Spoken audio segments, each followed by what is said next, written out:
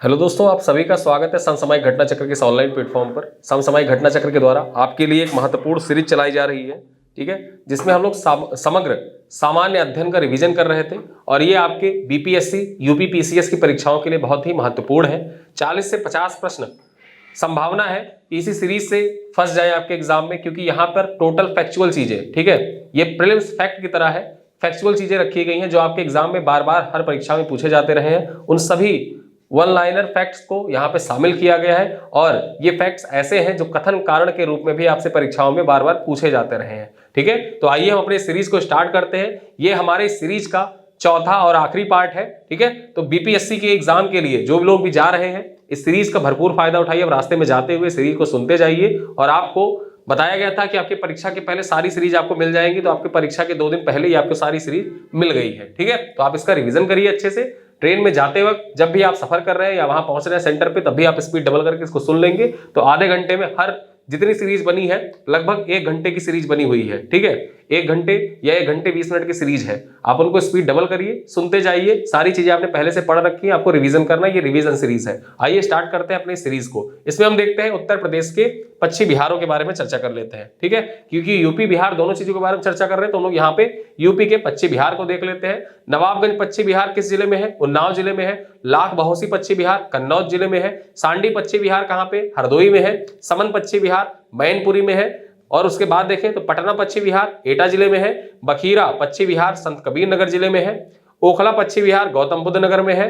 विजय सागर पश्चिमी बिहार कहाँ पे? महोबा में है। सुरहा ताल पश्चिमी बिहार बलिया जिले के अंतर्गत आता है। सुर सरोवर पश्चिमी बिहार आगरा में है, ठीक है। किथम झील, सुर सरोवर पश्चिमी अभ्यारण्य या किथम झील को यहाँ पे देखा जाए आर्द्रभूमि में भी शामिल किया गया था, ठीक है।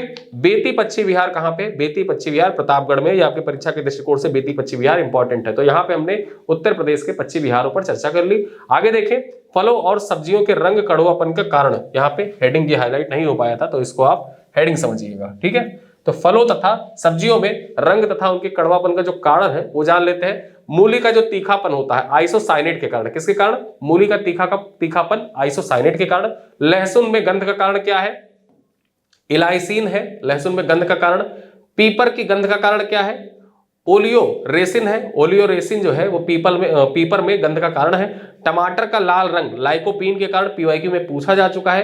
प्याज का जो लाल रंग होता है वो एंथोसाइनिन के कारण होता है, ये भी पीवाईक्यू में पूछा जा चुका है। हल्दी का पीला रंग कुकुरमीन के कारण होता है, पीवाईक्यू में पूछा जा चुका है। गाजर का नारंगी रंग कैरोटीन के कारण होता है, ठीक है, ये भी पीवाईक्यू में पूछा जा चुका है। तिलहन के तेल का पीला रंग जो होता है वो कैरिटोनाइड्स के कारण होता है, कैरिटोनाइड्स के कारण होता है। तो यहाँ पे ये भी पूछा जा चुका है, ठीक। आगे देखें, सलजम का चरपराहट कैल्शियम ऑक्सलेट के कारण होता है। सलजम का जो चरपराहट है वो किसके कारण? कैल्शियम ऑक्सलेट के कारण। गाजर का जो लाल रंग का कारण क्या है? एंथोसाइनिन, एंथोसाइनिन के कारण होता है गाजर का लाल रंग। अब यहाँ पे नारंगी रंग और लाल रंग में आप कंफ्यूज मत होइएगा। लाल रंग एंथोसाइनिन और नारंगी रंग कैरोटीन के कारण, ठीक है। आप देखते हैं गाजर जो होता है 2 रंग का, एक लाल रंग का एक नारंगी रंग का। तो जो नारंगी रंग वो कैरोटीन के कारण, एंथोसाइनिन के कारण लाल रंग होता है, ठीक है। आगे देखें, पीपर में जो कड़वाहट है ओलियोमेसिन के कारण। यहाँ पे देखिए पीपर में जो कड़वाहट है वो मैंने पहले ही देख लिया, यहाँ पे 2 बार रिपीट हो गया है, तो आप ऊपर वाला ही पढ़ लीजिए। पीपर का जो कड़वाहट है किसके कारण, ठीक। चलिए आगे देखें, अगले टॉपिक पे चलते हैं। अगला टॉपिक क्या है?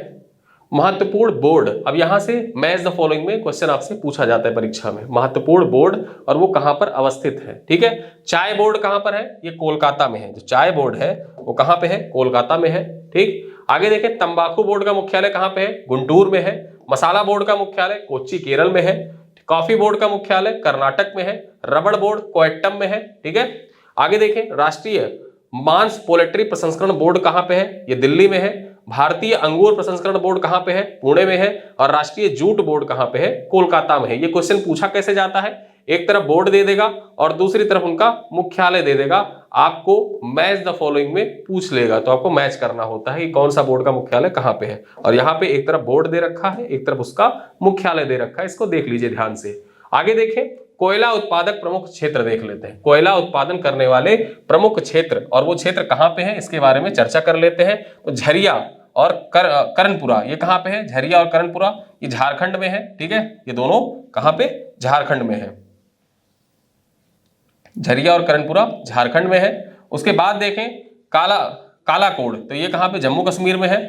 उसके बाद उमरसार गुजरात में है, ठीक। पलान कहाँ पे है, ठीक, पलाना ये राजस्थान में है। बाहुर कहाँ पे है, बाहुर पौंडीचेरी में है, ठीक है। उसके बाद नीचा होम ये कहाँ पे, जम्मू कश्मीर में है। फिर बरकला कहाँ पे है, केरल में है। माकुब कहाँ पे है, असम में है, ठीक। नवेली कहाँ पे है, तमिलनाडु में है। और नामचिक नामफुक ये कहाँ पे, अरुणाचल प्रदेश में है। ये भी प्रमुख कोयला उत्पादक क्षेत्र है। और झिलमिल कहाँ पे है, तो झिलमिल छत्तीसगढ़ में है, ठीक है। तो यहाँ पे एक तरफ दे रखा है जो उत्पादक क्षेत्र है और एक तरफ दे रखा है किस राज्य में उनकी अवस्थिति है, ठीक है। तो ये दोनों पॉइंट आपके परीक्षा के दृष्टिकोण से, जो दोनों टॉपिक दे रखे हैं, ये पूरा टॉपिक आपके परीक्षा के दृष्टिकोण से इंपॉर्टेंट है। चलिए आगे देखते हैं, अगला चीज क्या है। भारत में नाभिकीय ऊर्जा केंद्र, कौन सा नाभिकीय ऊर्जा केंद्र कहां पे है, एक तरफ क्षेत्र दे रखा है और एक तरफ राज्य दे रखा है। तो कुडनकुलम कहां पे है, ये तमिलनाडु में है, ठीक है। उसके बाद बात करें नरोरा, ये कहां पे है, नरोरा बुलंदशहर उत्तर प्रदेश में पड़ता है। तारापुर ये महाराष्ट्र में है। उसके बाद कैगा की बात करें तो कैगा कर्नाटक में है। कलपक्कम की बात करें तो ये तमिलनाडु में है। रावत भाटा की बात करें तो ये राजस्थान में है। उसके बाद अगर हम बात करें काकरापारा, ये कहां पे, काकरापारा गुजरात में है। जैतापुर कहां पे है, तो ये महाराष्ट्र में है। तो यहाँ पे एक तरफ क्षेत्र दे रखा है जो नाभिकीय ऊर्जा केंद्र है और दूसरी तरफ राज्य दे रखा है। और ये मैच द फॉलोइंग में आपसे एग्जाम में पूछा जाता है, ठीक है। चलिए आगे देखते हैं अगला टॉपिक क्या है हमारा। अगला टॉपिक है प्रमुख ज्वालामुखी। अब ज्वालामुखी कौन सी कहां पे अवस्थित है, ठीक है। एक तरफ ज्वालामुखी का नाम और दूसरी तरफ वो किस देश में अवस्थित है उसके बारे में दे रखा है। देखते हैं, मेयाना ज्वालामुखी कहां पे है, फिलीपींस में है। कटमई अलास्का यूएसए में है। इजफ जोला जोकुल, ठीक है, आइसलैंड में है। माउंट रेनियर यूएसए में है। माउंट सास्टा कहां पे, यूएसए में है। चिम्बराजो इक्वेडोर में है। फ्यूजियामा जापान में है। माउंट ताल कहां पे, फिलीपींस में है। माउंट पिनाटुबो फिलीपींस में है। दैमबंद कहां पे है, तो दैमबंद जो है ईरान में है। कोह सुल्तान कहां पे, ईरान में है, ठीक है। तो ये एक तरफ प्रमुख ज्वालामुखी दे रखी है और एक तरफ वो कहां पे अवस्थित है ये दे रखा हुआ है। तो इसको आप देख सकते हैं, मियाना Philippines, Katmai Alaska, Eyjafjallajokull Iceland, Mount Rainier USA, Mount Shasta USA, Chimborazo Ecuador, Fujiyama Japan, Mount Taal Philippines, Mount Pinatubo Philippines और देमबंद ईरान, कोह सुल्तान ईरान। आगे देखें, माउंट पोपा कहां पे, म्यांमार में अवस्थित है। किलिमंजारो कहां पे, तंजानिया में अवस्थित है। ओजेस डेल सैलाडो अर्जेंटीना चिली के बीच में अवस्थित है, ठीक है। कोटोपैक्सी कहां पे, इक्वेडोर में है। और पोपो कैटपिटल मैक्सिको में है। मोनालोवा जो ज्वालामुखी हवाई द्वीप पर अवस्थित है। माउंट कैमरून अफ्रीका में अवस्थित है।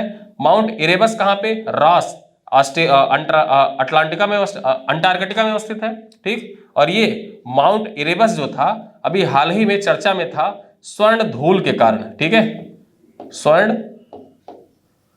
धूल के कारण चर्चा में आया था माउंट इरेबस। तो ये आपकी परीक्षा के दृष्टिकोण से माउंट इरेबस इंपॉर्टेंट हो जाता है कि हाल ही में स्वर्ण धूल के कारण कौन सा ज्वालामुखी चर्चा में रहा, माउंट इरेबस। और ये रास आइलैंड अंटार्कटिका में पड़ता है। आगे देखें, माउंट एटिना कहां पे, सिसिली प्रायद्वीप इटली में अवस्थित है। माउंट पीली कहां पे है, तो ये मार्टिनिक द्वीप पर अवस्थित है। आगे देखें, हेक्ला व लाकी ये कहां पे है, हेक्ला व लाकी ज्वालामुखी आइसलैंड में है।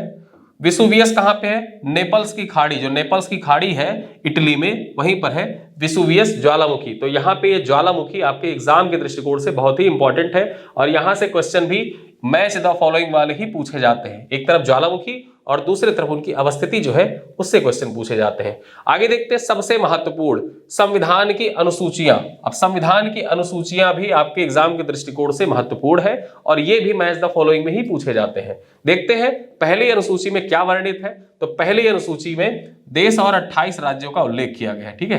पहली अनुसूची में 28 राज्यों और भारत का उल्लेख किया गया है। दूसरी अनुसूची में वेतन भत्ते और पेंशन का उल्लेख है।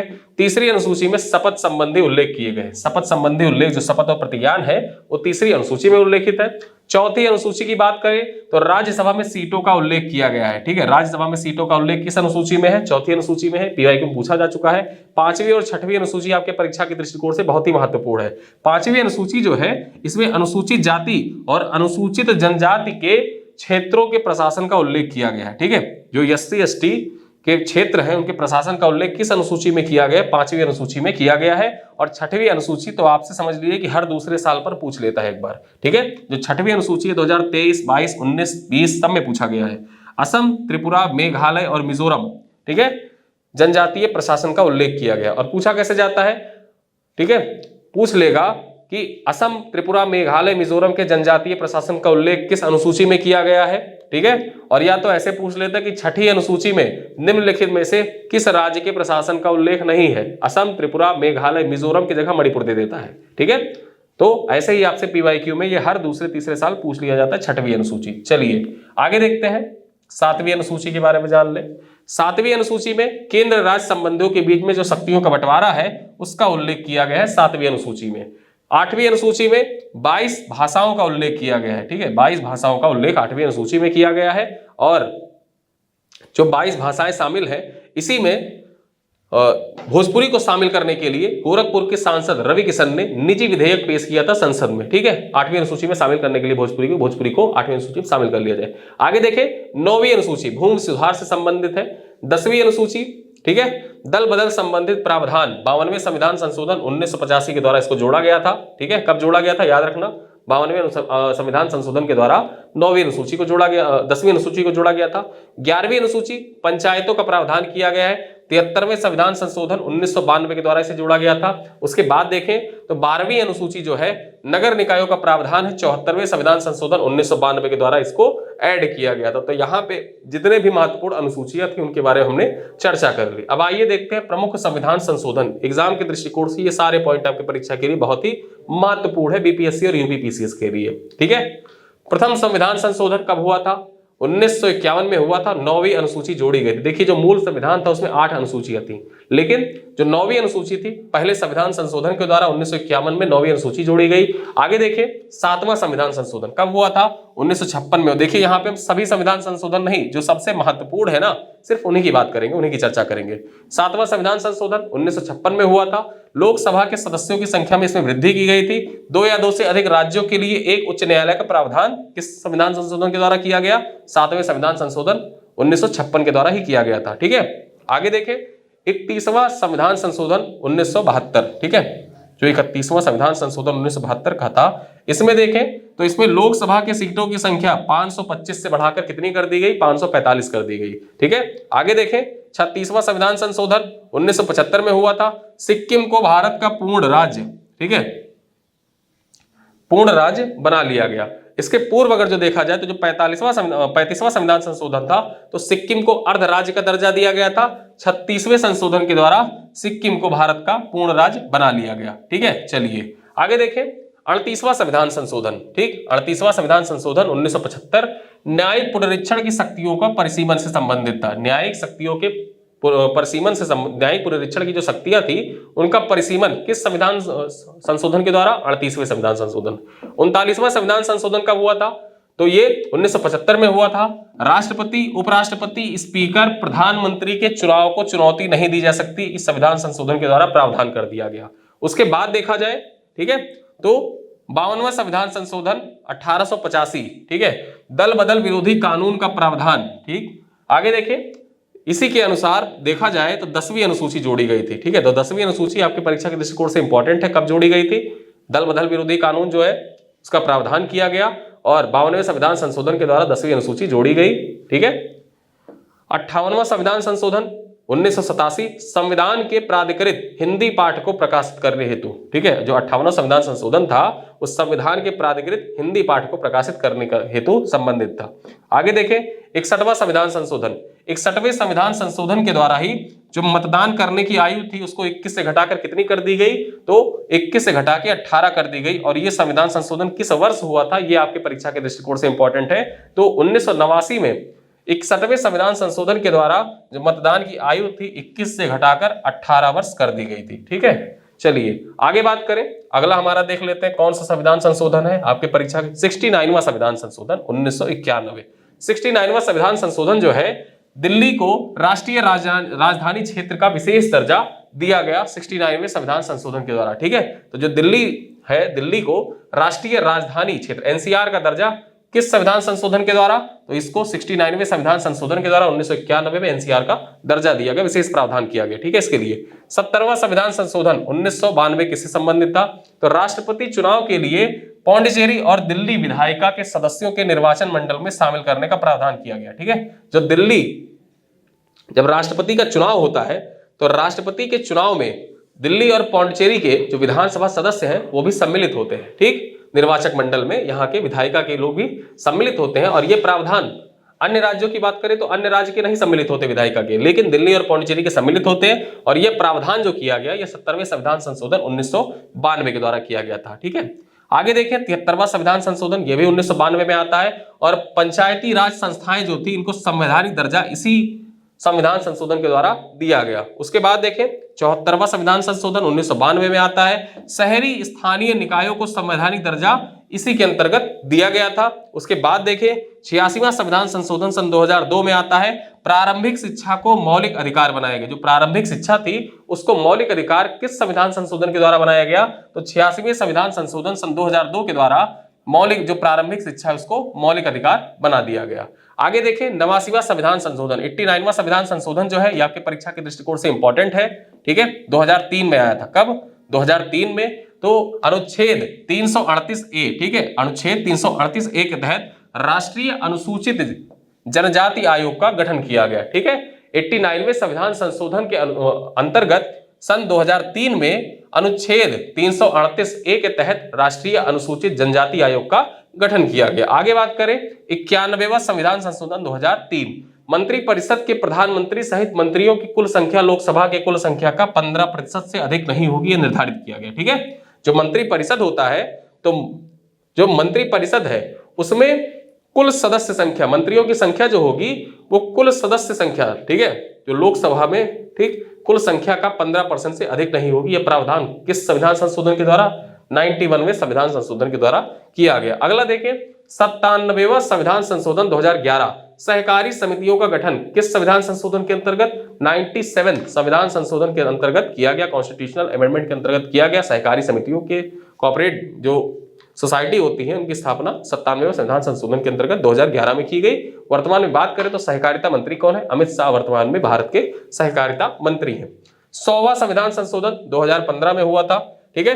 भारत और बांग्लादेश के बीच भूमि सीमा समझौता था, भारत और बांग्लादेश के बीच में जो भूमि सीमा समझौता था ये 100वें संविधान संशोधन 2015 के अंतर्गत किया गया था, ठीक है। जीएसटी 2016 101वां संविधान संशोधन, ठीक है, 101वां संविधान संशोधन के अंतर्गत जीएसटी का प्रावधान था, ठीक है। आगे देखें 102वें संविधान संशोधन 2018, राष्ट्रीय पिछड़ा वर्ग आयोग को संवैधानिक दर्जा प्रदान किया गया। राष्ट्रीय पिछड़ा वर्ग आयोग जो है इसको 102वें संविधान संशोधन, ठीक है, के द्वारा 2018 में संवैधानिक दर्जा प्रदान किया गया। आगे देखें 103वां संविधान संशोधन 2019, ईडब्ल्यूएस को 10% आरक्षण का प्रावधान किया गया।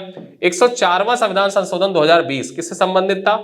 लोकसभा और राज्य विधानसभाओं में एससी एसटी के लिए सीटों की समाप्ति, ठीक है, सीटों की समाप्ति की समय सीमा 70 साल तक बढ़ाकर 80 साल कर दी गई, ठीक।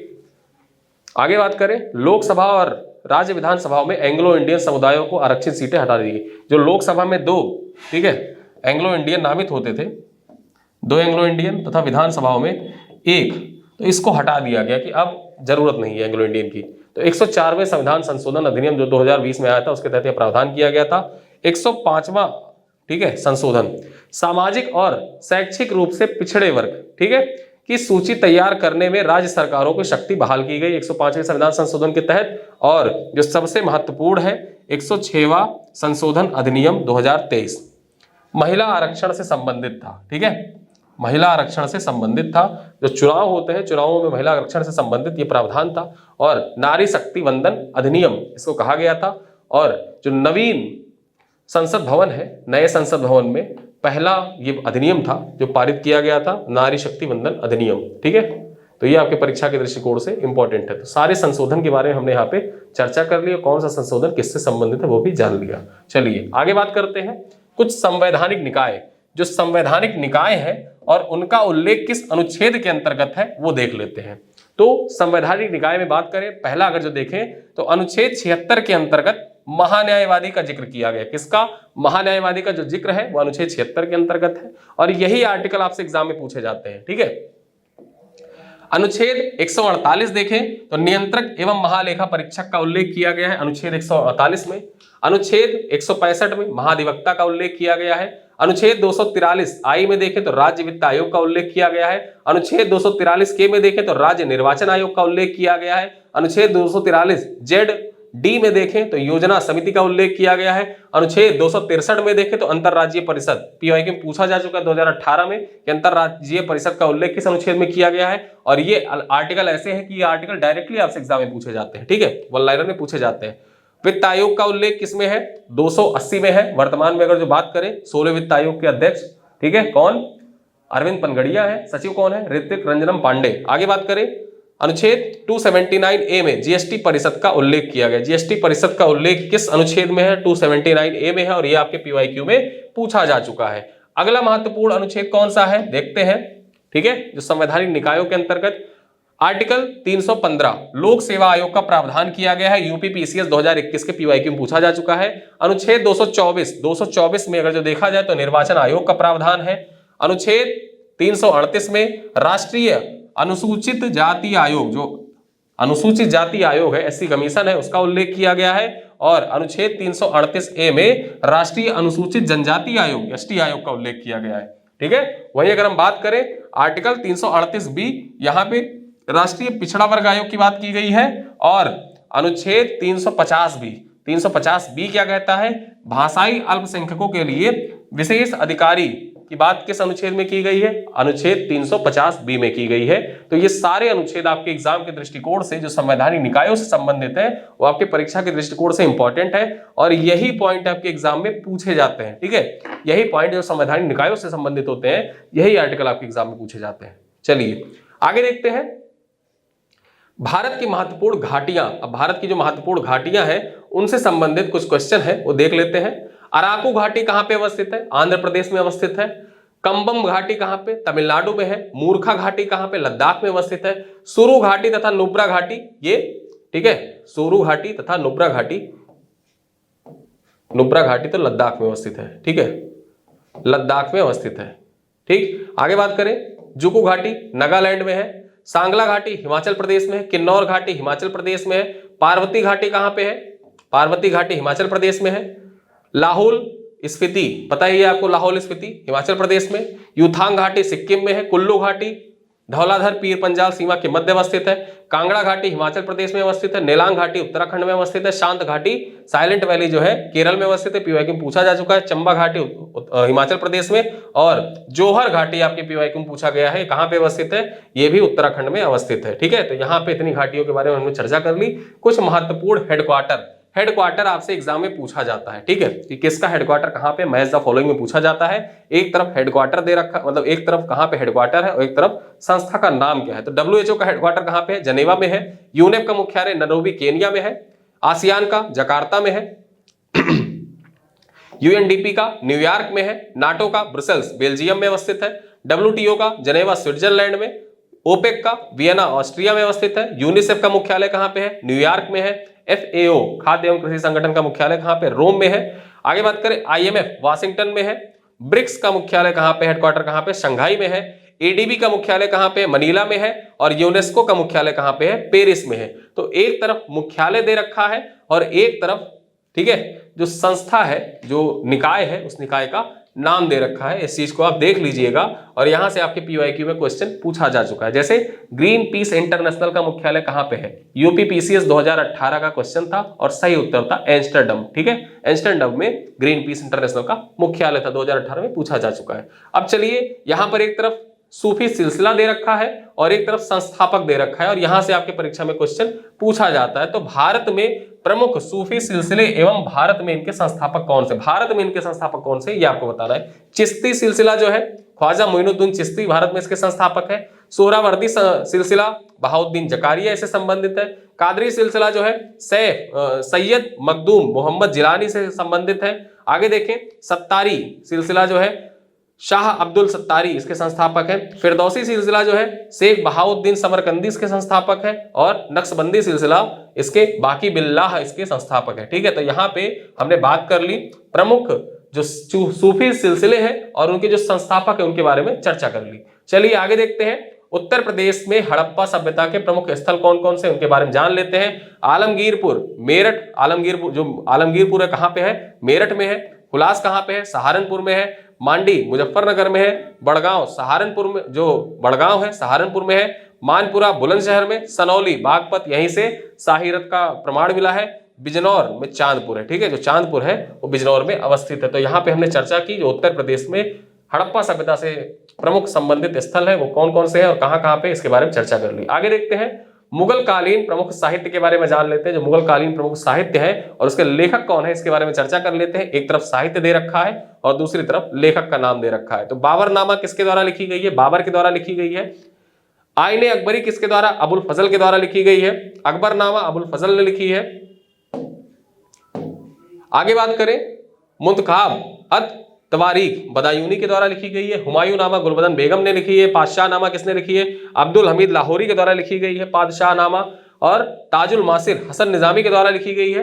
कानून ए हुमायूनी ख्वाजा मीर के द्वारा लिखी गई है। तो ये किताबें आपके लिए इंपॉर्टेंट है, याद रखिएगा, मैच द फॉलोइंग में इनसे क्वेश्चन पूछता है। ठीक है, तबकात अकबरी निजामुद्दीन अहमद के द्वारा लिखी गई है। और नुक्शाए दुलकुसा किसने लिखा है, तो भीमसेन ने लिखा है। तारीख शेरशाही किसने लिखी, अब्बास सरवानी ने लिखी है। उसके बाद देखें तो तोहफाए अकबर किसने लिखी, अब्बास खान सरवानी ने लिखी है। आगे देखें आलमगीर नामा किसने लिखा है, तो मिर्जा मोहम्मद काजिम ने लिखी है। सियार उल मुस्तखीन किसने लिखी है, तो गुलाम हुसैन के द्वारा सियार उल मुस्तखीन लिखी गई है। आगे देखें आलम सलेह किसके द्वारा लिखी, आलम सालेह किसके द्वारा, मोहम्मद सालेह के द्वारा लिखी गई है। शाहजहां नामा इनायत खान के द्वारा लिखी गई है। इकबाल नामा जहांगीरी मोतमिद खान के द्वारा लिखी गई है।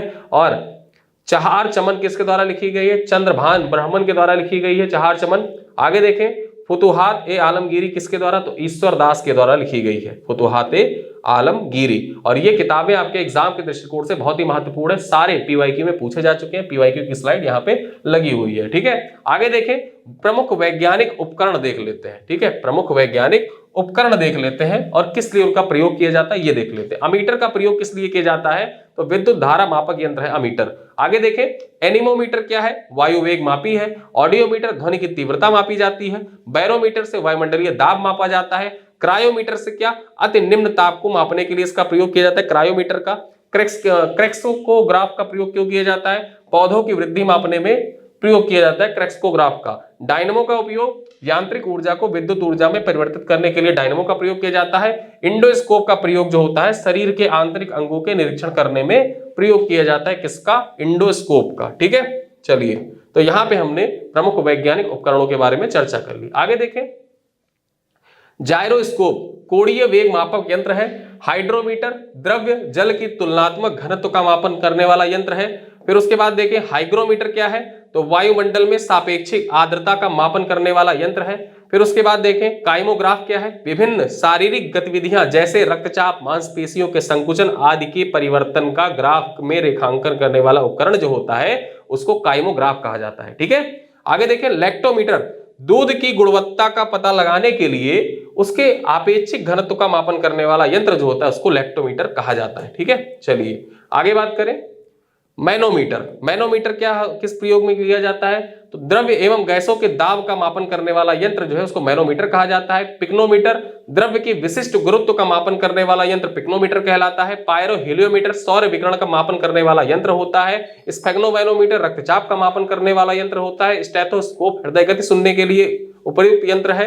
पायरोमीटर विकिरण तापमापी है। सिस्मोग्राफ जो होता है ये भूकंपीय तरंगों का मापन करता है। रिंगलमैन स्केल धुआं जो होता है उसका मापन करता है। ठीक है, धुएं का मापन किसके द्वारा, तो रिंगलमैन स्केल के द्वारा किया जाता है। रिएक्टर पैमाना, जो रिएक्टर पैमाना होता है इसके अंतर्गत भूकंपीय तीव्रता का मापन किया जाता है। और रेक्टिफायर जो होता है एक वैद्युत युक्ति है जो प्रत्यावर्ती धारा या अल्टरनेटिंग करंट को, एसी करंट को डीसी करंट में परिवर्तित करता है रेक्टिफायर के द्वारा। ठीक है, चलिए तो यहाँ पे हमने उपकरण और उनके प्रयोग के बारे में जान लिया कि किस रूप में उनका प्रयोग किया जाता है। आगे देखें कुछ प्रमुख सामाजिक धार्मिक आंदोलन है जो आपके परीक्षा के दृष्टिकोण से इंपॉर्टेंट है और यहां से आपसे क्वेश्चन पूछा जाता है। ठीक है, तो ब्रह्म समाज के बारे में जान लेते हैं। 1828 में स्थापना होती है, राजा राम मोहन राय के द्वारा इसकी स्थापना की जाती है, कलकत्ता में स्थापना होती है और सती प्रथा की समाप्ति में इसका सहयोग था, एकेश्वरवाद पर इसके द्वारा बल दिया गया। ठीक है, तो यहाँ पे ब्रह्म समाज के बारे में जो मुख्य तथ्य हैं उन पे हमने चर्चा कर ली। आगे देखें, अगला है प्रार्थना समाज। प्रार्थना समाज से संबंधित जो महत्वपूर्ण पॉइंट है उनको देखते हैं। 1867 में इसकी स्थापना केशव चंद्र सेन के सहयोग से की जाती है, आत्मारंग पांडुरंग के द्वारा। ठीक है, और बंबई में इसकी स्थापना होती है। तो याद रखना, जो प्रार्थना समाज है उसकी स्थापना बंबई में 1867 में आत्मारंग पांडुरंग के द्वारा केशव चंद्र सेन के सहयोग से की गई थी। ठीक है, इतने पॉइंट याद रखना। सत्य शोधक समाज की स्थापना 1873 में ज्योतिबा फूले द्वारा पुणे में की गई थी और इसका कार्य क्या था? महिलाओं, शूद्रों और दलितों के उत्थान का समर्थन करना इसका मुख्य कार्य था, मतलब ये इसने मुख्य कार्य किया था। आगे देखें, आर्य समाज की स्थापना। आर्य समाज की स्थापना जो हुई थी ये 1875 में दयानंद सरस्वती के द्वारा बंबई में की गई थी। इसका मुख्यालय लाहौर में था।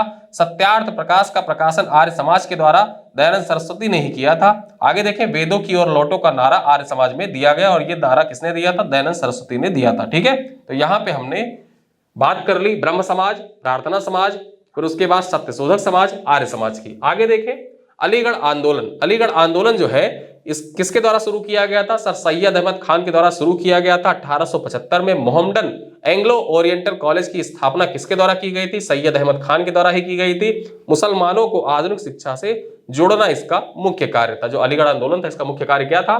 तो मुस्लिमों को आधुनिक शिक्षा से जोड़ना इसका मुख्य कार्य था। आगे देखिए, थियोसॉफिकल सोसाइटी। ठीक है, 1875 में इसकी स्थापना अगर जो देखा जाए तो न्यूयॉर्क में किसने?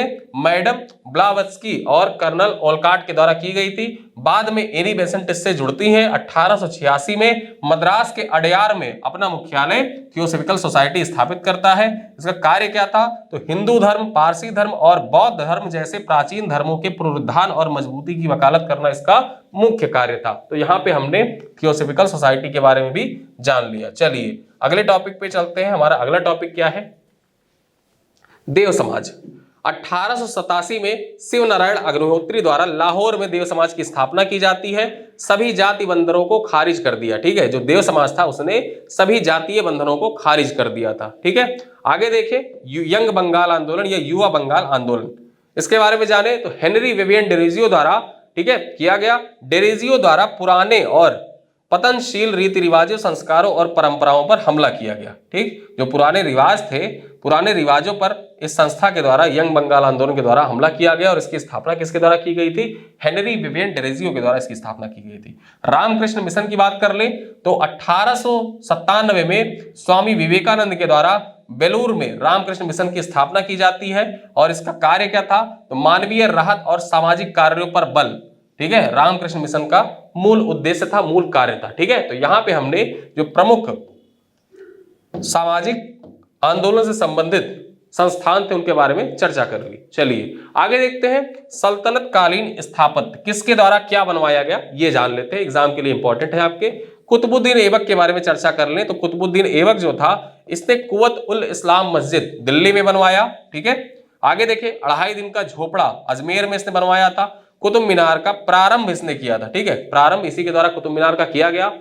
ठीक है, और इल्तुतमिश की बात करें उसके बाद प्रारंभ तो कुतुबुद्दीन ने कर दिया था लेकिन उसको पूरा कराने का कार्य इल्तुतमिश के द्वारा किया गया था। आगे देखें, सुल्तानगढ़ी का जो मकबरा था यानी कि नसरुद्दीन महमूद का मकबरा, जिसको सुल्तानगढ़ी के मकबरे के नाम से जाना जाता है, किसने बनवाया था? इल्तुतमिश ने बनवाया था।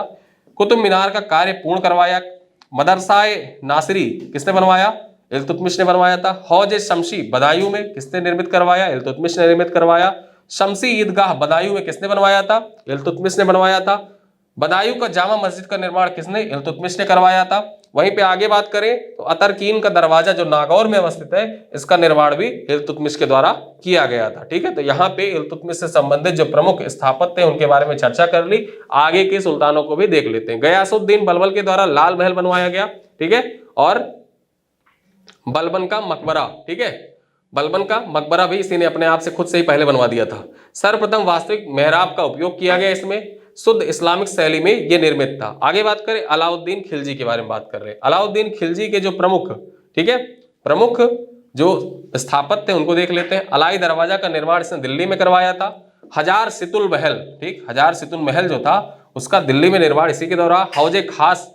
हौजे अलाई का निर्माण करवाया था। हौजे खास का निर्माण अलाउद्दीन के द्वारा करवाया गया था। आगे देखिए जमात खाना मस्जिद जो दिल्ली का था वो भी अलाउद्दीन खिलजी के द्वारा ही निर्मित करवाया गया था और इस्लामी परंपरा में निर्मित भारत की पहली मस्जिद है। ठीक है, इस्लामी परंपरा में निर्मित भारत की पहली मस्जिद कौन सी है? जमात खाना मस्जिद जो दिल्ली में अवस्थित है और इसका निर्माण किसके द्वारा कराया गया था? तो अलाउद्दीन खिलजी के द्वारा इसका निर्माण कराया गया था। ठीक है, चलिए कुछ और जान लेते हैं सुल्तानों के बारे में। कुतुबुद्दीन मुबारक खिलजी जो ऊखा मस्जिद है ना भरतपुर की, ये किसके द्वारा बनवाई गई थी? कुतुबुद्दीन मुबारक खिलजी के द्वारा बनवाई गई थी। तुगलकाबाद किसके द्वारा बसाया गया? तो गयासुद्दीन तुगलक के द्वारा, गयासुद्दीन तुगलक जो था उसके द्वारा तुगलकाबाद बसाया गया। जो दिल्ली था, दिल्ली को तुगलकाबाद के रूप में बसाया गया। मोहम्मद बिन तुगलक की बात कर ले तो इसके द्वारा आदिलाबाद का मकबरा, ठीक है, जहांपनाह नगर बसाया गया। मोहम्मद शेख निजामुद्दीन औलिया का मकबरा इसके द्वारा बनवाया गया। ठीक है, आगे बात करें तो विजय मंडप का निर्माण इसी के द्वारा करवाया गया था। ठीक है, मोहम्मद बिन तुगलक के द्वारा। फिरोज शाह तुगलक की बात कर ले तो फिरोज शाह कोटला का निर्माण किया गया दिल्ली में फिरोज शाह तुगलक के द्वारा। खान ए जहां तेलंगानी का मकबरा, ठीक है, जो खान ए जहां जूना शाह के द्वारा करवाया गया था वो इसी के शासनकाल में हुआ था। खिड़की मस्जिद का निर्माण जो खाने जहां जूना शाह द्वारा करवाया गया वो इसी के शासनकाल में, फिरोज शाह के शासनकाल में किया गया था। आगे देखें सिकंदर लोदी की कुछ स्थापत्य देख लेते हैं। मोठा मस्जिद सिकंदर लोदी के कार्यकाल में बना था। इब्राहिम लोदी के बारे में बात देखें तो सिकंदर लोदी का जो मकबरा है इब्राहिम लोदी ने बनवाया था। अष्टभुजाकार इसकी आकृति है और दोहरा गुंबद है। ठीक है, अष्टभुजाकार आकृति और दोहरा गुंबद इसकी खासियत है जो सिकंदर लोदी का मकबरा है। आगे देख ले कुछ नोट है यहाँ पे। तो फिरोज शाह तुगलक ने कुतुब मीनार की 5वीं मंजिल का निर्माण कराया था। ठीक है, 5वीं मंजिल के कुतुब मीनार का निर्माण किसके द्वारा? फिरोज शाह तुगलक के द्वारा करवाया गया था। ठीक है, खाने जहां तेलंगानी का मकबरा भारत का पहला अष्टकोणीय मकबरा, जो खाने जहां तेलंगानी का मकबरा है वो भारत में पहला अष्टकोणीय मकबरा है। तो एग्जाम में आपसे पूछा जा सकता है कि भारत में पहला अष्टकोणीय मकबरा कौन सा है? खाने जहां तेलंगानी का मकबरा है। चलिए आगे देखते हैं सल्तनत कालीन कुछ प्रमुख कर हैं उनके बारे में जान लेते हैं। ठीक है, सल्तनत कालीन प्रमुख कर। जजिया, पहला कर है जजिया। जजिया क्यों इंपॉर्टेंट है? गैर मुसलमानों से लिया जाने वाला धर्म कर था, धार्मिक कर था, ये गैर मुसलमानों से लिया जाता था जजिया। खराज क्या था? गैर मुसलमान कृषकों से लिया जाने वाला भूमि कर था। ठीक है, उसके बाद देखें जकात क्या था? मुसलमानों से लिया जाने वाला एक धार्मिक कर था कि मुसलमान जो होते हैं वो अपनी आमदनी का एक निश्चित हिस्सा दान करेंगे, इसलिए जकात लिया जाता था। खुम्स क्या होता था? युद्ध में जो लूट से धन प्राप्त होता था उसको खुम्स कहा जाता था। और उस्र क्या होता था? ठीक है, उस्र क्या होता था? मुसलमानों से जो लिया जाने वाला भूमि कर होता था उसको उस्र कहा जाता था। तो याद रखना, जो मुसलमानों से भूमि कर लिया जाता था उसको उस्र, और वहीं पर जो गैर मुस्लिम कृषकों से लिया जाता था, ठीक है, जो गैर मुस्लिम कृषक होते थे उनसे जो भूमि कर लिया जाता उसको खराज कहा जाता था। तो यहाँ पे जजिया, जकात, खराज, खुम्स और जो उस्र है ये सल्तनत कालीन प्रमुख कर है। ठीक है, पूछा जाए कि निम्नलिखित में से कौन सा सल्तनत कालीन प्रमुख कर नहीं है? जजिया, जकात, खराज, खुम्स, जजिया, जकात, खराज और एक किसी अन्य का नाम दे दे। ठीक है, तो याद रखना जजिया, खराज, जकात, खुम्स, उस्र ये सब सल्तनत कालीन प्रमुख करते हैं। आगे बात करें जलधाराओं की बात कर लेते हैं। ठीक है, तो यहाँ पे प्रशांत महासागर की जलधाराएं कौन कौन सी हैं? गर्म जलधारा, ठंडी जलधारा। सबसे पहले देख लेते हैं, एग्जाम में पूछा जाता है कि निम्नलिखित में से कौन सी ठंडी जलधारा है, कौन सी गर्म जलधारा है, ये सब पूछ लिया जाता है। ठीक है, तो प्रशांत महासागर की जलधाराओं में गर्म जलधारा देखें, उत्तरी विषुवत रेखीय जलधारा ये गर्म जलधारा है। दक्षिणी विषुवत रेखीय गर्म जलधारा ये भी गर्म जलधारा है। क्यूरोशियो की जलधारा, ओलुशियन जलधारा, सुशीमा जलधारा और पूर्वी ऑस्ट्रेलिया जलधारा, ये सब प्रशांत महासागर की गर्म जलधाराएं हैं। जबकि ठंडी जलधाराओं में देखें तो क्यूराइल जलधारा, कैलिफोर्निया जलधारा, पेरू या हम्बोल्ट की जलधारा ये ठंडी जलधारा है और ये प्रशांत महासागर में चलने वाली जलधाराएं हैं। ठीक है, तो ये आपके एग्जाम के दृष्टिकोण से इंपॉर्टेंट है सारी जलधाराएं। चलिए आगे देखते हैं अटलांटिक महासागर की जलधाराएं। अब अटलांटिक महासागर की जलधाराओं को देख लेते हैं। पहले गर्म जलधारा देखते हैं। उत्तरी विषुवत रेखीय गर्म जलधारा, दक्षिण विषुवत रेखीय गर्म जलधारा, फ्लोरिडा की जलधारा, गल्फ स्ट्रीम की जलधारा, इरमिंगर की जलधारा, नॉर्वे और ब्राजील की जलधारा जो है ये अटलांटिक महासागर की गर्म जलधाराएं हैं। एक बार फिर से देख लीजिए अटलांटिक महासागर की गर्म जलधारा कौन कौन सी? उत्तरी विषुवत रेखीय, दक्षिण विषुवत रेखीय, फ्लोरिडा, गल्फ स्ट्रीम, इरमिंगर जलधारा, नॉर्वे जलधारा, ब्राजील की जलधारा, ये सब गर्म जलधाराएं हैं। ठंडी जलधाराएं कौन सी? कनारी, लेब्राडोर, फॉकलैंड की जलधारा, दक्षिण अटलांटिक प्रवाह और बेगुला की जलधारा, ये सब अटलांटिक महासागर की ठंडी जलधाराएं हैं। इस पे जब आप मैप वर्क करेंगे ना, मैप पे देखेंगे तो आपको और अच्छे से ये चीजें याद होंगी। चलिए हिंद महासागर की जलधाराओं को भी देख लेते हैं लगे हाथ। गर्म जलधारा पहले देखते हैं। विषुवत रेखीय धारा मोजाम्बिक और अगुलहास, ठीक है, पीवाईक्यू में पूछा जा चुका है। ठीक है, मोजाम्बिक गर्म जलधारा है, अग्लोहास भी गर्म जलधारा है। ठंडी जलधारा में देखें तो पश्चिमी ऑस्ट्रेलिया की जो धारा है ये ठंडी गर्म जलधारा है। ठीक, और पछुआ पवन प्रवाह जो है ये भी ठंडी जलधारा है हिंद महासागर की। ठीक है, चलिए आगे चलते हैं। भारत में बैंकिंग तंत्र देख लेते हैं। जो बैंकिंग सिस्टम इन इंडिया है इसके बारे में चर्चा कर लेते हैं। अक्सर यहां से क्वेश्चन आपके एग्जाम में पूछ लेता है इकोनॉमिक सेशन से। बैंक ऑफ हिंदुस्तान की स्थापना कब हुई थी? 1770 में हुई थी। ये भारत का पहला बैंक है, अंग्रेजों द्वारा प्रारंभ किया गया और कहां पे? कलकत्ता में शुरू किया गया था। आगे देखिए, बैंक ऑफ बंगाल की स्थापना कब होती है? 1809 में होती है। बैंक ऑफ बॉम्बे की स्थापना 1840 में होती है। बैंक ऑफ मद्रास की स्थापना 1843 में होती है। ठीक है, अब 1921 में तीनों बैंकों का, जो तीनों बैंक है ना, कलकत्ता, मद्रास और बॉम्बे वाले, इन तीनों का विलय कब किया जाता है? 1921 में किया जाता है और इंपीरियल बैंक ऑफ इंडिया के नाम से इनका गठन किया जाता है। तीनों बैंकों का विलय कर क्या नाम दिया जाता है? इंपीरियल बैंक ऑफ इंडिया इसका नाम दिया जाता है। अगला बैंक है इलाहाबाद बैंक। 1865 में इसकी स्थापना होती है, इलाहाबाद में इसकी स्थापना की जाती है। बाद में इसका हेडक्वार्टर कलकत्ता बनाया जाता है। इलाहाबाद में इसकी स्थापना होती है, हेडक्वार्टर कहां पे? बैंक का नाम है इलाहाबाद बैंक, लेकिन हेडक्वार्टर है कलकत्ता में। ठीक है, अवध कॉमर्शियल बैंक 1881 में इसकी स्थापना होती है। सीमित देयताएं के साथ में इसकी स्थापना होती है। भारतीयों द्वारा इसको स्थापित किया जाता है। फैजाबाद में इसकी स्थापना होती है। ठीक है, जो अवध कॉमर्शियल बैंक है इसकी स्थापना कहां पे? फैजाबाद में इसकी स्थापना की गई थी। और कब इसकी स्थापना हुई थी? 1881 में इसकी स्थापना हुई थी। ठीक है, चलिए आगे चले। पंजाब नेशनल बैंक 1894 में इसकी स्थापना होती है। महत्वपूर्ण एग्जाम में पूछा जा चुका है। पूर्ण देयता के साथ में इसकी स्थापना होती है। भारतीयों द्वारा स्थापित पहला बैंक है, भारतीयों द्वारा स्थापित पहला बैंक यही है। लाहौर में इसकी स्थापना होती है। हेडक्वार्टर कहां पे है? नई दिल्ली में पीएनबी का हेडक्वार्टर है। ठीक है, स्थापना लाहौर में होती है, हेडक्वार्टर कहां पे है? पीएनबी में। आगे देखें आरबीआई। आरबीआई की स्थापना के बारे में मैंने कमेटी बताई थी, young Hilton committee. Young Hilton committee की सिफारिश पर ही आरबीआई की स्थापना होती है, आरबीआई एक्ट 1834 के तहत। ठीक है, यंग हिल्टन कमेटी की सिफारिश होती है, उसी के तहत आरबीआई एक्ट 1934 के तहत आरबीआई का गठन किया जाता है। कलकत्ता में स्थापना होती है, बाद में बंबई स्थानांतरित कर दी जाती है। 1 जनवरी 1949 को इसका राष्ट्रीयकरण कर दिया जाता है। ठीक है, अब बैंकिंग रेगुलेशन एक्ट 1949 के बारे में जान लेते हैं। बैंकिंग फार्मों को नियंत्रित करने हेतु बैंकिंग रेगुलेशन एक्ट लाया गया था। आगे बात करें एसबीआई के बारे में, कुछ चीजें जान लेते हैं। तो एसबीआई जो है इसकी स्थापना 1955 में, कब? 1955 में होती है। इंपीरियल बैंक ऑफ इंडिया के नाम से इसकी स्थापना होती है। ठीक है, जो मैंने बताया था ना कि वो तीनों बैंक, बंबई, मद्रास, ठीक है, और कलकत्ता के तीनों बैंक का राष्ट्रीयकरण कर दिया गया था। उसके बाद जो इंपीरियल बैंक था, तो इंपीरियल बैंक ऑफ इंडिया का जो नाम था वो एसबीआई कर दिया गया। ठीक है, 1955 में 1 जुलाई 1955 में इसका राष्ट्रीयकरण किया गया, गोरेवाला समिति की सिफारिश पर। ठीक है, जो इसका राष्ट्रीयकरण किया गया था वो किस समिति की सिफारिश पर किया गया था? ये इंपॉर्टेंट है, पीवाईक्यू में पूछा जा चुका है कि गोरेवाला समिति की सिफारिश पर एसबीआई का राष्ट्रीयकरण किया गया था 1 जुलाई 1955 को। इसका मुख्यालय कहां पे है? मुंबई में है। ठीक है, चलिए यहां बैंकों से संबंधित कुछ पॉइंट्स हैं, उनको देख लेते हैं। भारत का पहला बैंक कौन सा? बैंक ऑफ हिंदुस्तान था। पूर्ण रूप से भारतीयों द्वारा स्थापित पहला बैंक पीएनबी था।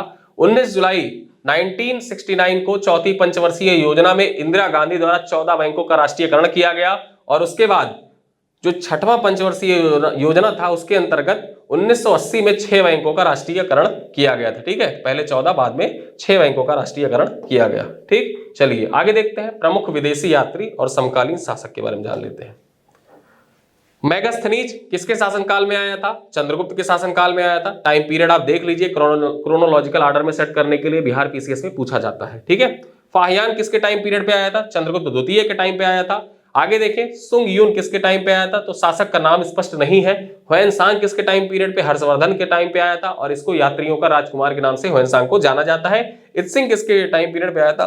तो इत्सिंग का भी जो शासक है, शासक का नाम स्पष्ट नहीं है। ठीक है, अब आइए यहाँ पे मुगल काल में आए हुए प्रमुख, वहां पे हमने प्राचीन काल में देखा था, यहाँ पे मुगल काल में देख लेते हैं।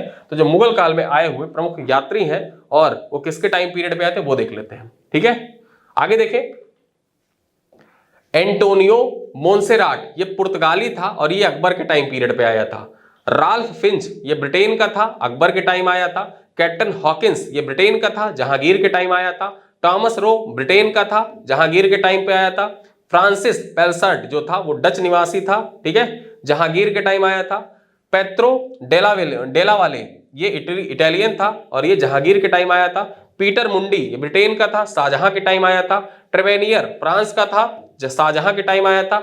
बर्नियर ये भी फ्रांसीसी था, शाहजहां और औरंगजेब दोनों के टाइम पीरियड पे रहा।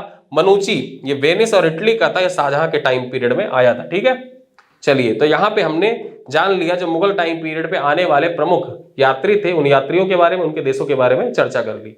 आगे देखते हैं भारत के प्रमुख चैनल डमरू के बारे में जान लेते हैं। ग्रेट चैनल जो 6 डिग्री चैनल है, ठीक है, ग्रेट चैनल या 6 डिग्री चैनल जो है ये इंदिरा पॉइंट, ग्रेट निकोबार और इंडोनेशिया के बीच में अवस्थित है। 8 डिग्री चैनल मालदीव, ठीक है, मालदीव और मिनिकॉय के बीच में अवस्थित है। 9 डिग्री चैनल मिनिकॉय को लक्षद्वीप के बीच में अवस्थित है। यूपीपीसीएस मेंस का ये क्वेश्चन है जीएस पेपर 1 में, ठीक है, जीएस पेपर 1 का ये 2023 का, ठीक है, 10वां क्वेश्चन था। जीएस पेपर 1 का 10वां क्वेश्चन यही पूछा था कि 9 डिग्री चैनल के सामरिक महत्व का वर्णन कीजिए। तो ये मिनिकॉय और लक्षद्वीप के बीच में अवस्थित है। 10 डिग्री चैनल लघु अंडमान को कार निकोबार से अलग करता है। 11 डिग्री चैनल अमिनी द्वीप को किन्नौर के बीच में अवस्थित है। आगे बात करें डंकन पास, डंकन पास के बारे में जान ले तो दक्षिणी अंडमान को लघु अंडमान के बीच में अवस्थित है। कोको चैनल म्यांमार और अंडमान निकोबार के बीच अवस्थित है। पाक स्टेट भारत और श्रीलंका के बीच अवस्थित है। मन्नार की खाड़ी, ठीक है, मन्नार की खाड़ी की पाक की खाड़ी को जोड़ती है। आगे देखें तमिलनाडु की वैगई नदी, जो वेंगई नदी है ना, वैगई नदी ये इसी में गिरती है, पाक स्टेट में ही गिरती है। ठीक है, तो यहां तक हमने चर्चा कर लिया। तो हम लोगों ने बात कर लिया भारत के प्रमुख चैनल और जल डमरू उपमध्य के बारे में। ठीक है, अब आइए चलते हैं अपने अगले टॉपिक पे। हमारा अगला टॉपिक क्या है? प्रमुख पर्यावरणीय कन्वेंशन, और ये आपके परीक्षा के दृष्टिकोण से बहुत इंपॉर्टेंट है, यहाँ से क्वेश्चन आपके परीक्षाओं में पूछे जाते हैं। ठीक है, तो प्रमुख पर्यावरणीय कन्वेंशन जो है उनको आइए देख लेते हैं। सबसे पहला कन्वेंशन कौन सा है? रामसर कन्वेंशन है हमारा। ठीक है, रामसर कन्वेंशन, इसे वेटलैंड्स पर कन्वेंशन भी कहा जाता है। ठीक है, जो रामसर साइट डिक्लेयर किए जाते हैं इसी के अंतर्गत डिक्लेयर किए जाते हैं। ठीक है, तो यहाँ पे देखें इसे 1971 में ईरान के रामसर शहर में अपनाया गया था। ये 1975 में लागू हुआ। ठीक है, 1975 में लागू हुआ, 1971 में इसको अपनाया गया था। आगे देखें बॉन कन्वेंशन की बात कर लें तो जो बॉन कन्वेंशन है ये जंगली जानवरों की प्रवासी प्रजातियों के संरक्षण पर एक सम्मेलन है। ठीक है, और आगे बात करें इसे 1979 में अपनाया गया था और ये 1983 को लागू हुआ था। वियना कन्वेंशन की बात करें तो वियना कन्वेंशन ओजोन परत के संरक्षण से संबंधित है। देखिए पूछता कैसे है, एक तरफ कन्वेंशन दे देता है और दूसरी तरफ किससे संबंध है उसका, जैसे रामसर साइट, ठीक है, इधर दे देगा रामसर कन्वेंशन, इधर वेटलैंड दे रखेगा। बान कन्वेंशन जंगली जानवर प्रवासी प्रजातियों का संरक्षण दे रखेगा, इधर दिया रहेगा वियना कन्वेंशन और इधर दे रखेगा ओजोन परत के संरक्षण। ठीक है, तो आपको मैच करना होता है कि निम्नलिखित में से कौन सा सुमेलित है, कौन सा सुमेलित नहीं है, या सूची 1 को सूची 2 से सुमेलित करिए, ऐसे पूछ लेता है। ठीक है, तो वियना कन्वेंशन किससे संबंधित है? ओजोन परत संरक्षण से संबंधित है। 1985 को अपनाया गया था, 88 को लागू हुआ था। चलिए आगे देखें मॉन्ट्रियल प्रोटोकॉल, ओजोन परत संरक्षण करने वाले पदार्थों पर एक अंतरराष्ट्रीय, ठीक है, पर्यावरण प्रोटोकॉल है। 1987 को अपनाया गया और 1989 में लागू हुआ था। बेसल कन्वेंशन को देख लेते हैं, खतरनाक अपशिष्टों की सीमा पार गतिविधियों के नियंत्रण और उनके निपटान से संबंधित है। 1989 को अपनाया गया था और 1992 को लागू हुआ। जैव विविधता पर कन्वेंशन सीबीडी, ठीक है, कन्वेंशन ऑन बायोडायवर्सिटी जिसको आप बोलते हैं, जैव विविधता पर संरक्षण से संबंधित है। 1992 को अपनाया गया और 1993 में लागू हुआ। ठीक है, चलिए आगे बात करें अन्य कन्वेंशन की तो क्योटो प्रोटोकॉल इंपॉर्टेंट है, परीक्षाओं में पूछा जा चुका है। ग्रीन हाउस गैस उत्सर्जन को कम करने से संबंधित है। 1997 में अपनाया गया और 2005 में ये लागू हुआ। रॉटरडैम कन्वेंशन की बात कर ले तो अंतरराष्ट्रीय व्यापार में कुछ खतरनाक रसायनों और कीटनाशकों के लिए पूर्व सूचित सहमति प्रक्रिया से संबंधित है। 1998 में अपनाया गया था, 2004 में लागू हुआ था। कार्टेजिना प्रोटोकॉल की बात कर रहे तो यह जैव विविधता पर कन्वेंशन के लिए एक जैव सुरक्षा पर एक अंतरराष्ट्रीय पर्यावरणीय प्रोटोकॉल है। 2000 में अपनाया गया और 2003 में लागू हुआ कार्टेजिना प्रोटोकॉल। ठीक है, तो याद रखना किससे संबंधित है? जैव विविधता पर कन्वेंशन के लिए जैव सुरक्षा का एक अंतरराष्ट्रीय पर्यावरणीय प्रोटोकॉल है। यहाँ पे खास बात क्या है, कब लागू हुआ, ये सब मत ध्यान रखिए, ये ध्यान रखिए इसका संबंध किससे है। Kyoto protocol green house gas उत्सर्जन को कम करने के लिए संबंधित है। ठीक है, तो ग्रीन हाउस गैसों से संबंधित है क्योटो प्रोटोकॉल। रॉटरडैम कन्वेंशन का संबंध किससे है? ठीक, तो यहाँ पे खतरनाक रसायनों और कीटनाशकों के लिए पूर्व सूचित सहमति प्रक्रिया से संबंधित है। कार्टेजिना प्रोटोकॉल किससे संबंधित है? जैव विविधता पर कन्वेंशन के लिए जैव सुरक्षा पर एक अंतरराष्ट्रीय पर्यावरणीय प्रोटोकॉल है। तो यहाँ पे किससे संबंध है इसका, ये चीज खास है और यही एग्जाम में पूछा जाता है। चलिए स्टॉकहोम कन्वेंशन की बात कर ले ठीक है। तो ये पीओपी से संबंधित है। यहां पे बात करें तो इसे 2001 में जेनेवा स्विट्जरलैंड में अपनाया गया था, 2004 में लागू हुआ था। नागोया प्रोटोकॉल की बात कर ले तो यह आनुवांशिक संसाधनों तक पहुंच और उनके उपयोग से उत्पन्न होने वाले लाभों के उचित और न्याय संगत बंटवारों से संबंधित है। 2010 में अपनाया गया था और 2014 में लागू हुआ। मिनीमाता कन्वेंशन की बात करें तो पारा के प्रतिकूल प्रभावों पर मानव स्वास्थ्य और पर्यावरण की रक्षा करना, ठीक है, से संबंधित है। 2013 में अपनाया गया और 2017 में लागू हुआ था। ठीक है। अभी हाल ही में 2023 में जनेवा पे पारा पर जो COP5 है, ठीक है, पारा पर मिनीमाता कन्वेंशन की कॉन्फ्रेंस ऑफ पार्टीज हुई थी जनेवा स्विट्जरलैंड में मिनीमाता पर। ठीक है। चलिए आगे बात करें। किगाली समझौता ओजोन संरक्षण से संबंधित है, मॉन्ट्रियल प्रोटोकॉल का संशोधन था। ठीक है। मॉन्ट्रियल प्रोटोकॉल में यहाँ पे संशोधन किया गया और ओजोन संरक्षण से संबंधित है। 2016 में अपनाया गया, 2019 में लागू हुआ। किगाली समझौता है वो आपके परीक्षाओं में PYQ में पूछा जा चुका है और ये आपकी परीक्षा के दृष्टिकोण से बहुत ही महत्वपूर्ण है, तो इसको याद रखिएगा। तो यहाँ पे हमने जो प्रमुख पर्यावरणीय समझौते थे उनके बारे में जान लिया, पर्यावरण से संबंधित प्रमुख संस्थान और उनके मुख्यालय के बारे में भी जान लेते हैं। आपके एग्जाम के दृष्टिकोण से बहुत ही महत्वपूर्ण है, हर बार एक क्वेश्चन यहाँ से पूछा जाता है आपके एग्जाम में। देखिए, भारतीय प्राणी विज्ञान सर्वेक्षण संस्थान कहाँ पे है? तो ये कोलकाता में अवस्थित है। कहाँ पे है? कोलकाता में है। भारतीय वन प्रबंधन संस्थान भोपाल में है, UPPCS 2019 में पूछा गया। भारतीय वन सर्वेक्षण केंद्र कहाँ पे है? 2020 और 22 के मैच द फॉलोइंग में पूछा गया था इसको PCS में। आगे बात करें, भारतीय वन्यजीव अनुसंधान संस्थान, ये भी देहरादून में है। उसके बाद देखें भारतीय वन्यजीव संस्थान देहरादून, ठीक। तो यहाँ पे ये तीनों संस्थान, भारतीय वन सर्वेक्षण केंद्र देहरादून में है, भारतीय वन्यजीव अनुसंधान संस्थान देहरादून में है, भारतीय वन्यजीव संस्थान देहरादून में है। ठीक है। आगे देखें, राष्ट्रीय पर्यावरण शोध संस्थान ये कहाँ पे है? ये नागपुर में है। वर्षा वन अनुसंधान संस्थान जोरहाट में है। आगे बात करें, वन अनुवांशिकी एवं वृक्ष प्रजनन संरक्षण संस्थान कहाँ पे है? कोयम्बटूर में है। ठीक है। वन उत्पादकता केंद्र कहाँ पे है? रांची में है। केंद्रीय पक्षी शोध संस्थान कहाँ पे है? इज्जत नगर बरेली में है। ठीक। जो केंद्रीय पक्षी शोध संस्थान है कहाँ पर है? इज्जत नगर बरेली में। तो यहाँ पे इतने पॉइंट हमने देख लिए, इन पे चर्चा कर ली। चलिए आगे देखें, और ये जो लिस्ट दे रखी है आपके परीक्षा के दृष्टिकोण से बहुत ही महत्वपूर्ण है, यहाँ से क्वेश्चन आपके एग्जाम में पूछा जाएगा। चलिए देखते हैं, पर्यावरण से जुड़े प्रमुख व्यक्तित्व। ठीक है। पर्यावरण से जुड़े कुछ प्रमुख व्यक्तित्वों के बारे में जान ले।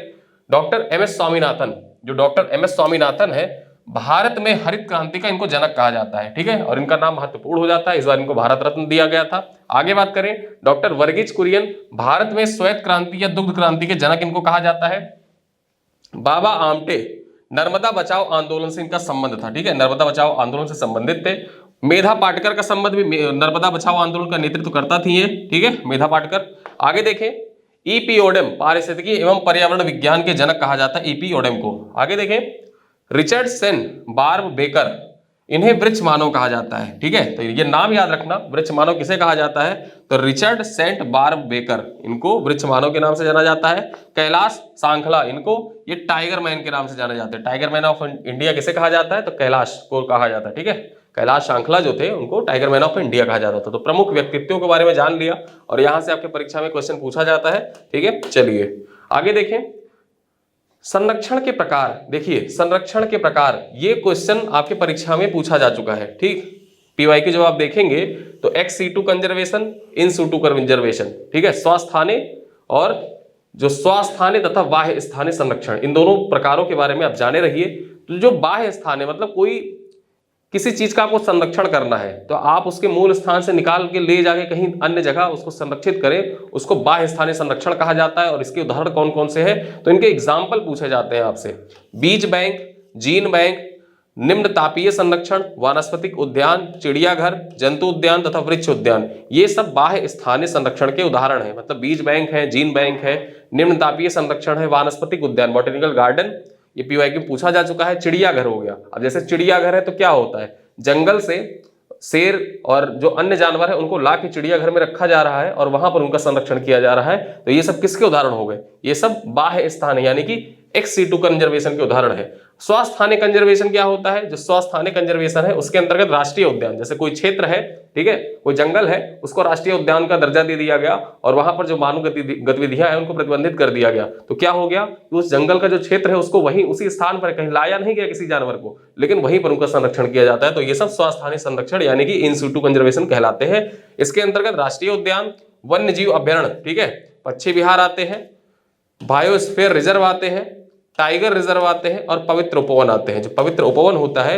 यही आपके पीवाईक्यू में पूछा गया था। क्वेश्चन पूछा कैसे था? क्वेश्चन पूछा था कि निम्नलिखित में से कौन बाह्य स्थानीय संरक्षण के उदाहरण है, ठीक है, बाह्य स्थानीय संरक्षण के उदाहरण है, यही शायद क्वेश्चन आया हुआ था। जंतु उद्यान, वृक्ष उद्यान, फिर उसके बाद बॉटनिकल गार्डन और ऑप्शन दे रखा था पवित्र उपवन, ठीक है। तो पवित्र उपवन जो होता है ये स्वस्थानीय संरक्षण का उदाहरण है, ना कि बाह्य स्थानीय संरक्षण का, ठीक है। तो इसको एक बार आप देख लीजिएगा, ये बहुत ही महत्वपूर्ण है, 2-3 बार यहाँ से क्वेश्चन आपके पीवाईक्यू में पूछा जा चुका है। आगे देखें, स्थानीय पवनें देख लेते हैं। अब स्थानीय पवनें कौन सी पवन है और कहां पे चलती है? तो यहाँ पे गर्म स्थानीय पवनों के बारे में सबसे पहले देखते हैं। जो गर्म स्थानीय पवनें हैं उनमें सबसे पहले चिनूक। चिनूक कहां पे चलती है? राकीज पर्वत पे चलती है, फान आल्प्स पर्वत पे चलती है, सेंट आना, ठीक है, सेंट एना कहां पे चलती है? दक्षिण कैलिफोर्निया में चलती है। हरमट्टन जिसको आप डॉक्टर विंड के नाम से जानते हैं, ये कहां पे चलती है? गिनी तट पे चलती है। सिराको सहारा मरुस्थल और इटली में चलती है। खमसिन मिस्र में चलती है। गिबली लीबिया में चलती है। चिली जो है, ठीक है, वो ट्यूनेशिया में चलती है। आगे देखिए, हबूब सूडान में चलती है। यामो जापान में चलती है। सिमूम अरब मरुस्थल, ठीक है, कुर्दिस्तान जो क्षेत्र है अरब मरुस्थल वहां पे चलती है। ब्रिक फिल्टर कहां पे चलती है? ऑस्ट्रेलिया में चलती है। ब्लैक रोलर संयुक्त राज्य अमेरिका में, जोंडा अर्जेंटीना में और भारत में जो चलती है वो लू कहलाती है, ठीक है। जो भारत में गर्म स्थानीय पवन है उसको क्या कहा जाता है? लू कहा जाता है। तो यहाँ पे ये सारे पवन के नाम दे रखे हैं और यहाँ से आपके हर बार पीवाईक्यू में क्वेश्चन पूछा जाता है। जब आप पीवाईक्यू देखे होंगे तो आपको लग रहा होगा कि ये यहाँ से क्वेश्चन पूछा जाता है हर बार, ठीक है। आगे देख लेते हैं, ठंडी पवनों को भी देख लेते हैं। जब गर्म पवन देखें स्थानीय पवनों में, गर्म पवनें देखें तो ठंडी पवनों को भी देख लेते हैं। मिस्ट्रल कहां चलता है? स्पेन फ्रांस आदि में मिस्ट्रल चलता है। बोरा एड्रियाटिक सागर के तट पर बोरा चलता है, ये ठंडी स्थानीय पवनें हैं। वहीं पर बिलजार्ड देखें तो कनाडा, यूएसए और साइबेरिया में चलता है ये पवनें और ठंडी पवनें होती है। लेवेंटर कहां चलती है? दक्षिण स्पेन में चलती है। पैम्पोरो, ठीक है, तो पैम्पोरो जो है ये पंपास क्षेत्र है वहां पे चलती है। और पुर्गा ये रूस में चलती है। ये ठंडी स्थानीय पवन है और बहुत ही इंपॉर्टेंट पवनें हैं ये, ठीक है। ये सारे पवनें आपके एग्जाम में पूछे जा चुके हैं कि कौन सा किस क्षेत्र में। देखिए यहां से क्वेश्चन पूछे कैसे गए हैं, एक तरफ स्थानीय पवन दे देता है और दूसरी तरफ जहां पे वो चलती हैं उनके बारे में दे देता है कि कहां पे चलती है, आपको मैच करना होता है, ठीक है। चलिए अब यहाँ पे कुछ करंट अफेयर से संबंधित भी पॉइंट्स हैं, उनको भी डिस्कस कर लेते हैं जो आपके परीक्षा के दृष्टिकोण से बहुत मोस्ट इंपॉर्टेंट है कि ये क्वेश्चन आपसे एग्जाम में पूछा ही जाएगा। नोबेल पुरस्कार एग्जाम के लिए इंपॉर्टेंट है ही है, वहां से क्वेश्चन पूछा जाना फिक्स है। तो साउथ कोरिया की लेखिका है हान, उनको साहित्य का नोबेल पुरस्कार प्रदान किया गया है। इसके बारे में मैंने करंट अफेयर की क्लास में पहले चर्चा कर ली है, लेकिन यहाँ पे फिर से चर्चा कर लेते हैं क्योंकि ये आपके एग्जाम में आने वाले पॉइंट्स यहाँ पे डिस्कस किए जाएंगे। साउथ कोरिया की लेखिका है हान कांग को वर्ष 2024 के साहित्य के नोबेल पुरस्कार से सम्मानित किए जाने की घोषणा की गई है। हान को यह सम्मान उनकी पुस्तक, ठीक है, इंटेंस पोएटिक प्रोज के लिए मिलेगा।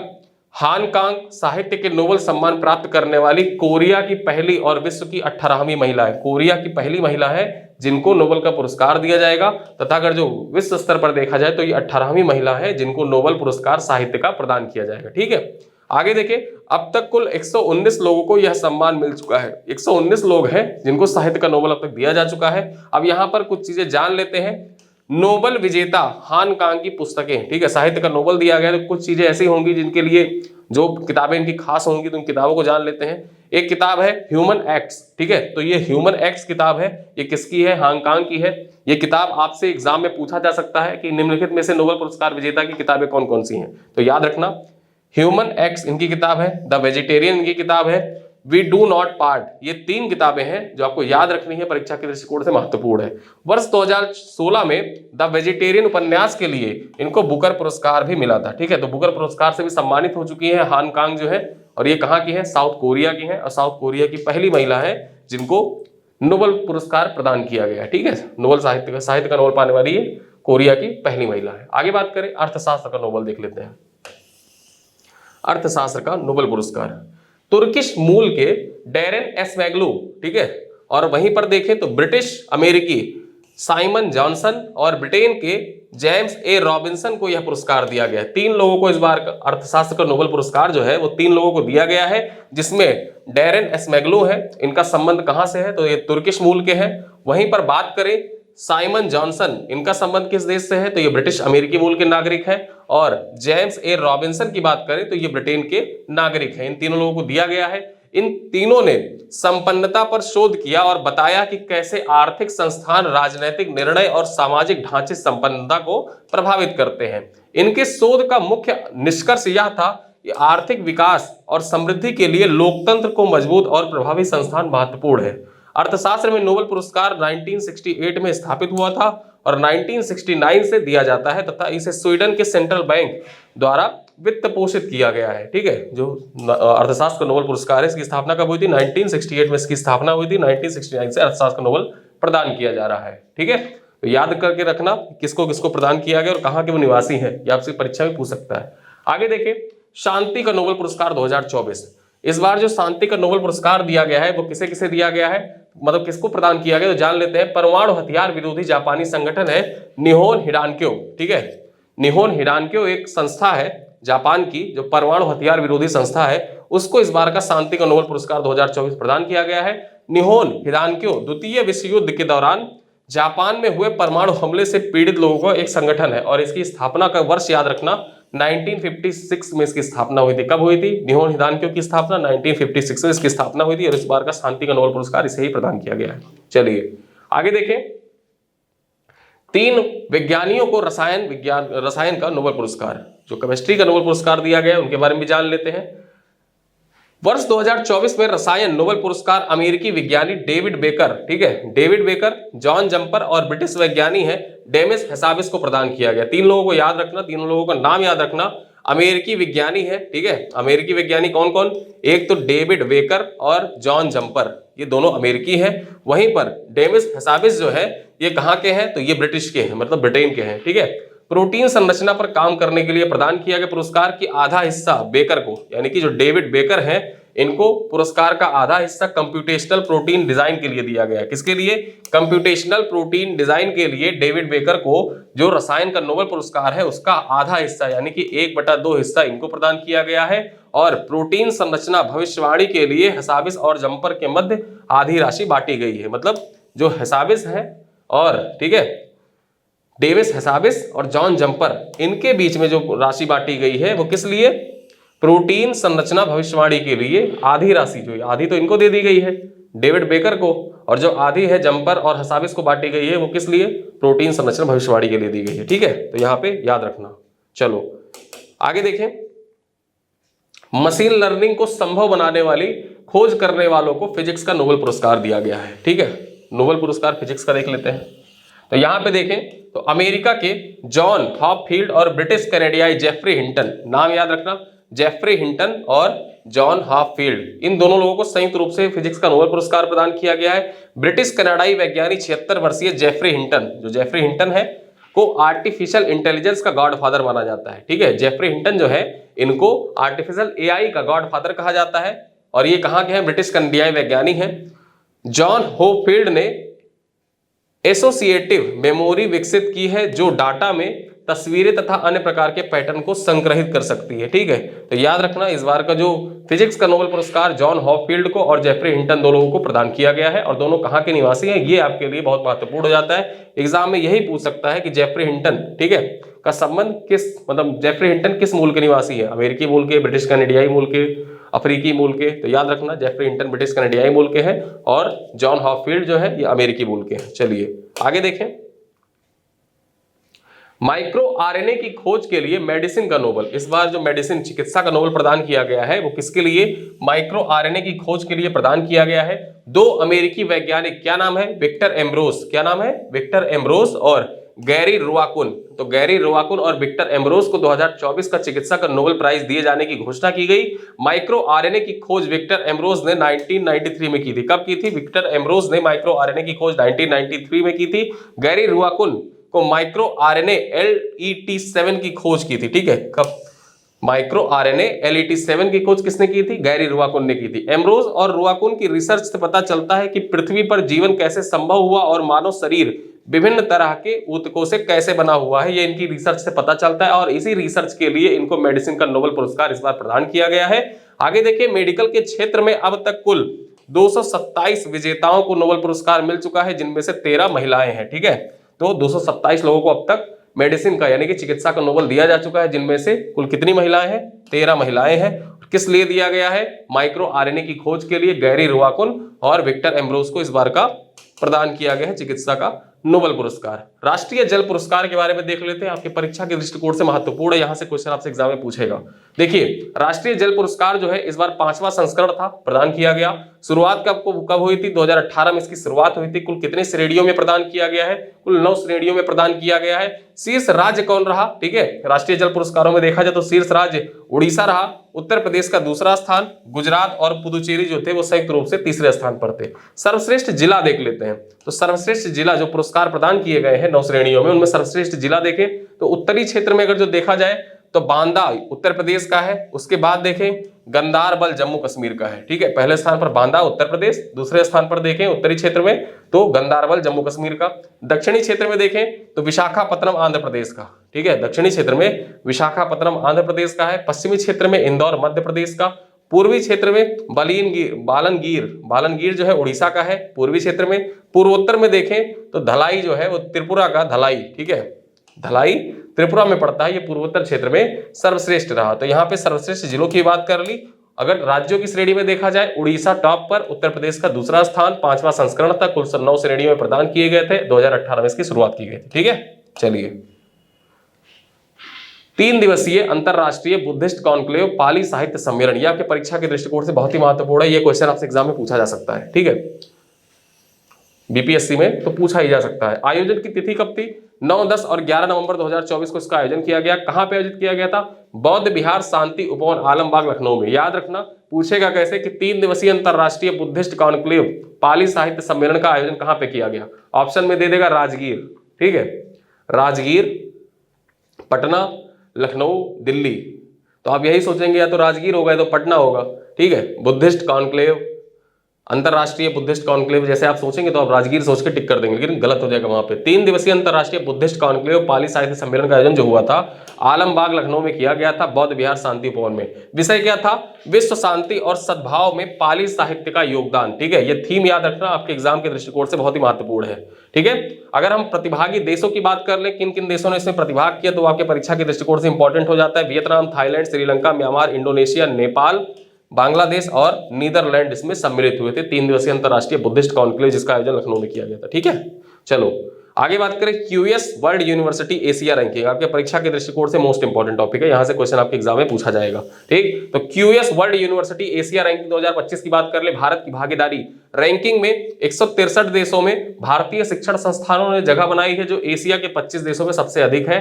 ठीक है, तो 163 भारतीय शिक्षण संस्थानों, ठीक है, रैंकिंग में 163 भारतीय शिक्षण संस्थानों अपनी जगह बनाई है, 25 देशों में सबसे अधिक है। आगे बात करें, पिछले साल की तुलना में 2025 की रैंकिंग में भारत ने अपने संस्थानों की संख्या 148 से बढ़ाकर 163 की है।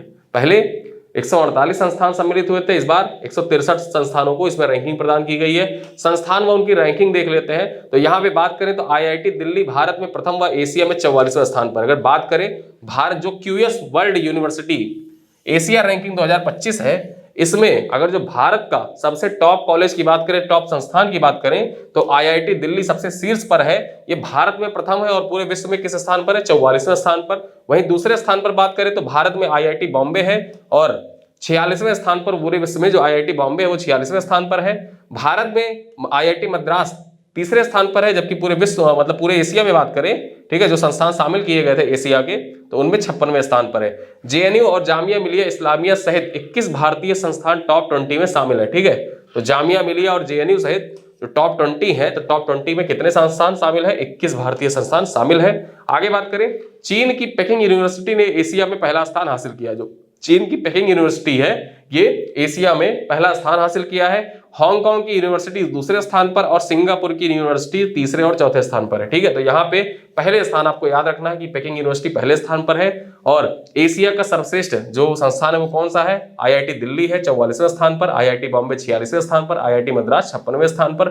टॉप 20 में कितने संस्थान? 21 संस्थान शामिल है। तो ये पॉइंट आपसे कथन कारण में पूछ सकता है, एग्जाम के लिए इंपॉर्टेंट है। ठीक है, तो यहाँ पे हमने प्रीलिम्स फैक्ट का ये हमारा चौथा पार्ट है, आपकी परीक्षाओं के दृष्टिकोण से बहुत इंपॉर्टेंट रहा। ठीक है, तो ये 4 पार्ट हमारे, मैंने आपसे वादा किया था कि बीपीएससी के एग्जाम के पहले आपको चारों पार्ट मिल जाएंगे। चारों पार्ट तैयार है, चारों पार्ट आपके सामने हैं, इनका आप देखिए, भरपूर फायदा उठाइए, अपने दोस्तों के साथ साझा करिए। एग्जाम के पहले चारों पार्ट देख के जरूर जाइएगा। आपके एग्जाम में लगभग 60 क्वेश्चन तक भी मिल सकते हैं। ठीक है, आप करिए क्या, जो हमारी बीपीएससी का प्लेलिस्ट बना हुआ है, बीपीएससी का प्लेलिस्ट देख लीजिए। आप यूपी की एग्जाम के लिए तैयार कर रहे हैं तो यूपी की प्लेलिस्ट जो करंट अफेयर की बनी है उसको देख लीजिए। दृष्टि मैगजीन का जो करंट अफेयर का प्लेलिस्ट बना हुआ है उसको देख सकते हैं, उसको देख लीजिए। क्विक रिवीजन सीरीज से तैयार कर लीजिए, आपकी अच्छी खासी तैयारी हो जाएगी, आप कॉन्फिडेंस में आ जाएंगे और अच्छे से आप परीक्षा दे सकते हैं। ठीक है, जाइए मजे से एग्जाम दीजिए, और आपका कुछ सुझाव होगा, कुछ बातें होंगी तो आप कमेंट में जरूर लिखिएगा। ठीक है, मिलते हैं अगले किसी वीडियो में, तब तक के लिए बहुत बहुत धन्यवाद। कोई फीडबैक होगा तो जरूर लिखिएगा। अगर आप चाहेंगे कि ये सीरीज आगे कुछ कंटिन्यू की जाए, कुछ महत्वपूर्ण टॉपिक होंगे आपके पास, तो कमेंट बॉक्स में जरूर लिखिएगा। उन टॉपिक को कवर करते हुए एक सीरीज यूपी के लिए और बना दी जाएगी। ठीक है, तो इसी के साथ मैं वीडियो को एंड करता हूं, मिलते हैं अगले वीडियो में, तो धन्यवाद।